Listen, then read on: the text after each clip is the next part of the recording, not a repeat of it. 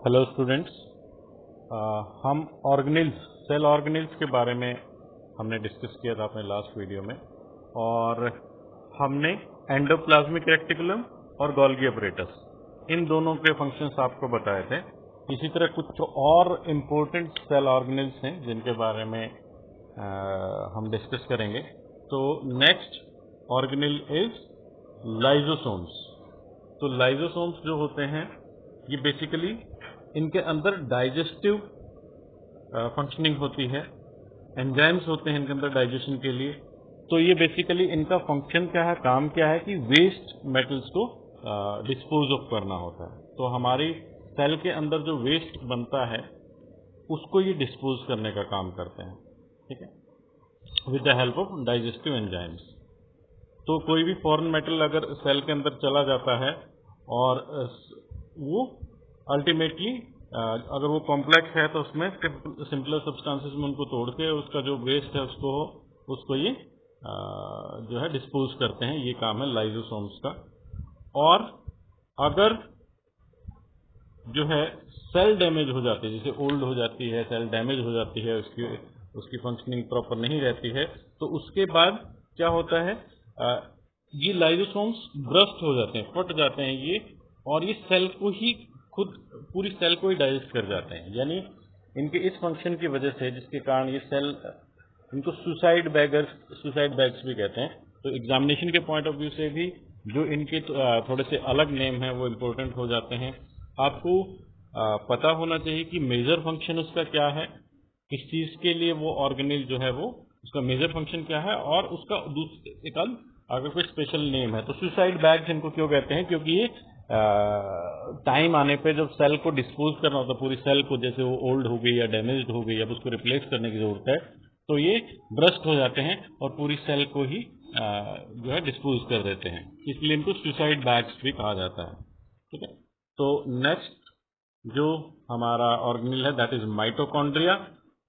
Mitochondria का भी बड़ा फेमस नाम है। इनको पावर हाउस या किचन ऑफ सेल्स ऐसे कहा जाता है, पावर हाउस कहा जाता है बेसिकली। पावर हाउस का मतलब क्या है, नाम से भी आपको क्लियर हो जाएगा। Power house of a cell means ये सेल में एनर्जी प्रोड्यूस करने का काम करते हैं, सेल को एनर्जी देते हैं, जो पावर हाउस है सेल का। तो जो रेस्पिरेशन के दौरान जो एनर्जी निकलती है वो माइटोकॉन्ड्रिया उसके लिए रिस्पॉन्सिबल है। और ये एनर्जी किस फॉर्म में जो रिलीज करते हैं ये भी इंपॉर्टेंट है आपके लिए, एटीपी के रूप में। तो जो एनर्जी है एटीपी इज एक मॉलिक्यूल है, इसका नाम है adenosine triphosphate. Adenosine triphosphate ATP. ATP basically energy की करेंसी है कि कितने एटीपी मॉलिक्यूल निकले, मतलब कितनी ज्यादा एनर्जी वो निकले। एक तरह से आप उसकी यूनिट इसको समझ सकते हैं। और इसके बारे में एक और स्ट्रेंज बात है कि माइटोकॉन्ड्रिया का अपना डीएनए होता है, अपना ही डीएनए और राइबोसोम्स उसके होते हैं। तो ये थोड़ा सा डिफरेंट और एक्स्ट्रा ऑर्डिनरी बात है माइटोकॉन्ड्रिया के बारे में, तो इसको आप याद रख सकते हैं। Major function is energy house और power house of a cell. और एक और बात इसके अंदर होती है कि इसके अंदर टू मेम्ब्रेन कवरिंग होती है, डबल मेम्ब्रेन कवरिंग, जैसे कि हमने न्यूक्लियस की देखी थी, ठीक है। उसके बाद जो नेक्स्ट ऑर्गेनेल है वो है प्लास्टिड्स। प्लास्टिड्स, तो प्लास्टिड्स क्या है, बेसिकली सिर्फ प्लांट सेल में पाए जाते हैं। दो तरह के प्लास्टिड्स होते हैं, क्रोमोप्लास्ट एंड ल्यूकोप्लास्ट। तो जो क्रोमोप्लास्ट है ये क्लोरोफिल के कारण इसका नाम, जिनके अंदर क्लोरोफिल वाला जो पिगमेंट है, और क्लोरोफिल आपने पढ़ा भी होगा, जो फोटोसिंथेसिस का जो प्रोसेस होता है, जिसके द्वारा जो है ग्रीन प्लांट्स अपना जो फूड है वो खुद सिंथेसाइज कर सकते हैं, उसमें क्लोरोफिल का बहुत ही अहम योगदान होता है। क्योंकि जो ग्रीन प्लांट्स हैं only they can make the food, और उसमें जो ग्रीन पिगमेंट है, ये जो क्लोरोप्लास्ट है, it helps in trapping the sunlight. ये सनलाइट को ट्रैप करने का काम करता है, ये इसका फंक्शन होता है। तो क्लोरोफिल, यू अंडरस्टैंड क्लोरोफिल क्या होता है। उसके बाद जो ल्यूकोप्लास्ट हैं, क्लोरोप्लास्ट तो हमने समझ लिया, क्लोरोप्लास्ट एक तरह का प्लास्टिड है, और ल्यूकोप्लास्ट क्या है, वो एक और तरह का प्लास्टिड है। जो ल्यूकोप्लास्ट है ये इसका मेजर काम क्या है? स्टोरेज का है। क्या क्या स्टोर करता है? Starch, oil, protein. तो ये सारी चीजें स्टोर करने का जो काम है वो ल्यूकोप्लास्ट का है। ठीक है। इसी तरह नेक्स्ट ऑर्गेनेल्स है हमारे वैक्यूल्स। वैक्यूल भी स्टोरेज टैग्स ही हैं। तो स्टोरेज बैग आप इनको कह सकते हो। सॉलिड लिक्विड बहुत सारा जो कंटेंट होता है अलग अलग सेल के अंदर, उसको स्टोर करने के लिए हमारे पास वैक्यूल होते हैं। और जो एनिमल सेल के अंदर भी पाए जाते हैं वैक्यूल, और प्लांट सेल के अंदर भी। लेकिन एनिमल सेल्स के जो वैक्यूल होते हैं वो जनरली कम साइज के होते हैं, स्मॉल होते हैं। और प्लांट्स के अंदर जो वैक्यूल्स होते हैं, प्लांट सेल के अंदर जो वैक्यूल होते हैं वो बहुत बड़े होते हैं उनके कंपैरेटिवली। और 50 to 90% of the cell volume जो है वो वैक्यूल से ही बनता है।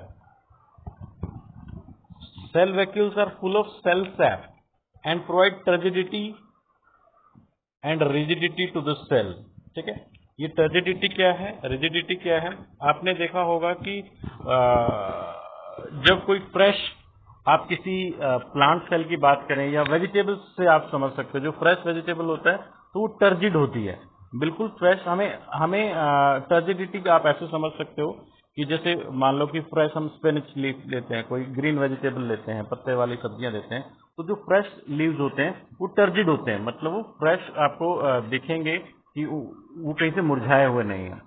लेकिन थोड़ी देर रखने के बाद या बासी होने के बाद जो सब्जी होती है या ग्रीन वेजिटेबल्स होते हैं उनकी टर्जिडिटी लूज हो जाती है। तो ऐसे समझ सकते हो, क्योंकि ये सेल सैप इनके अंदर फिल्ड होता है तो इनका एक फंक्शन टर्जिडिटी प्रोवाइड करना है इनको। ठीक है।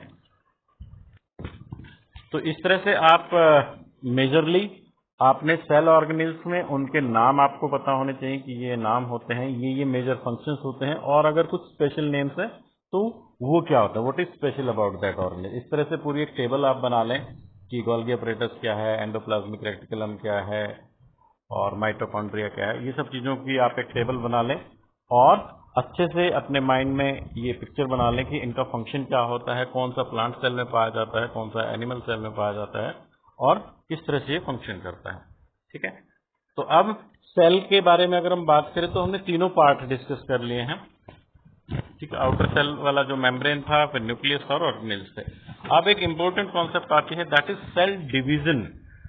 तो बायोलॉजी में सेल डिवीजन और सेल मल्टीप्लिकेशन आप बार बार देखेंगे, वो मतलब एक ही है। मल्टीप्लाई होना भी मतलब एक सेल से अधिक सेल बनना, और डिवीजन का मतलब भी यहाँ पर एक सेल से अधिक सेल बनना ही है। तो क्योंकि सेल्स लगातार जो है, सेल्स हमारी बॉडी में नई सेल्स की जरूरत पड़ती है ग्रोथ के लिए। अगर कोई ग्रोइंग ऑर्गेनिज्म है, जैसे बच्चों की जो एज होती है वो ग्रोइंग होती है, ग्रोइंग एज में क्या होता है, हाइट वेट उनके बढ़ते रहते हैं, तो बहुत सारी नई सेल्स हर सेकंड बनती रहती हैं। ठीक है। लेकिन जब ग्रोन अप अडल्ट हो जाते हैं फिर तो बॉडी में ग्रोथ की जरूरत नहीं होती, लेकिन बहुत सारी रिपेयर की जरूरत होती है। तो ओल्ड सेल्स हैं जो डाई हो जाती हैं तो उनके रिप्लेसमेंट चलता रहता है। यानी सेल डिवीजन क्या है, हमारी बॉडी के अंदर नई सेल जिस तरीके से बनती है, ये या तो ये नई सेल होंगी या ये पुराने को, ओल्ड को रिप्लेस करेंगी, या इंजर्ड या डेड सेल्स को रिप्लेस करते हैं। तो उस प्रोसेस को हम सेल डिवीजन कहते हैं। ब्रॉडली ये दो तरह का होता है cell division. One is mitosis and one is meiosis. तो नॉर्मल जो ग्रोथ के लिए होता ही है सेल डिवीजन, वो मिटियोसिस होता है, और इस चैप्टर में हम मिटियोसिस की ही बात करेंगे। जबकि मियोसिस जो होता है वो रिप्रोडक्शन के दौरान जो सेल्स बनती हैं फर्टिलाइजेशन के दौरान, तो वहां पर हम उसको पढ़ेंगे, अलग से चैप्टर में पढ़ेंगे। तो अभी के लिए मिटियोसिस की हम बात कर सकते हैं। और आप डायग्राम में देख सकते हो कि एक सेल है, पेरेंट सेल है, और वो दो डॉटर सेल्स में टूट जाती है। ठीक है। तो यहां पर आप देख सकते हो 1 से 2 में टूटे, फिर ये आगे सेल डिवीजन होता रहता है 2 से 4 में, और 4 से आगे। यहां पर ये वाला पार्ट जो है ये मियोसिस दिखाने के लिए है, और ये मिटियोसिस दिखाने के लिए। दो तरह का सेल डिवीजन होता है। तो इस चैप्टर में आप मिटियोसिस पर ही फोकस करेंगे। मिटियोसिस में खास बात क्या होती है कि आइडेंटिकल डॉटर सेल बनते हैं। तो ये न्यूक्लियस का जितना जेनेटिक मटेरियल होता है वो दोनों डॉटर न्यूक्लियस में, इसको हम बोलेंगे पेरेंट न्यूक्लियस और इनको बोलेंगे डॉटर न्यूक्लियस। तो इनके अंदर जितना जो है जेनेटिक मटेरियल होता है वो इक्वली डिवाइड हो जाता है और हूबहू एक दूसरे की कॉपी बन जाती है। तो 2 सेल्स जो है आउट ऑफ 1 सेल ये बन जाते हैं। ठीक है, तो इस तरह से हमारा ये चैप्टर कंप्लीट हो जाता है। Go through the entire chapter, read it thoroughly. कोई डाउट है तो आप पूछ सकते हैं, फिर इसके बाद हम इसकी एक्सरसाइज अटैम्प्ट करने की कोशिश करेंगे। I hope you got all the concepts. Thank you.